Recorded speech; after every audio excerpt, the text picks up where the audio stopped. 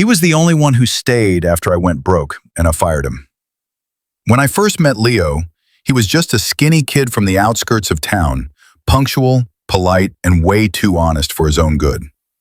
I ran a booming auto garage then, 6 bays, a waiting list, and clients who paid just to skip the line.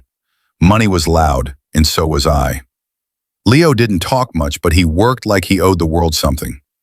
He stayed late, cleaned the grease traps without being asked, and once returned a customer's gold chain he found under a seat, worth at least 2 weeks of his pay.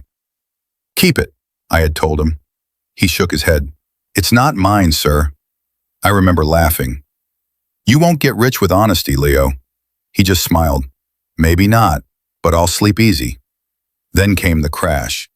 A chain of bad deals, a lawsuit, and one terrible storm that flooded half the shop. Clients vanished, bills piled up, my savings gone faster than dignity. I couldn't pay suppliers, couldn't pay rent, and I couldn't pay staff. One by one, they left, took better jobs. Some didn't even say goodbye, except Leo. "Why are you still here?" I asked him one night as we both sat on overturned crates, dinner being a can of beans and silence. He shrugged. "You gave me a chance when no one else did." I told him to go, told him I couldn't even pay him bus fare anymore. He said something I'll never forget. "Loyalty doesn't clock out when the money runs out." I didn't sleep that night.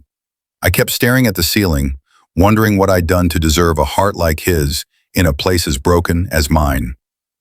A week later, I made the hardest decision of all. I told him I had to shut down. He nodded, shook my hand, and said, "If you ever start again, call me." That was 3 years ago. I moved states, started over, worked under someone else's name, swallowed my pride, learned humility the hard way. Then last year I got a call. A former mentor was retiring and wanted me to take over his luxury auto restoration firm. Reputation intact, client list booming. I accepted. And the very first thing I did? I called Leo, but the number didn't work.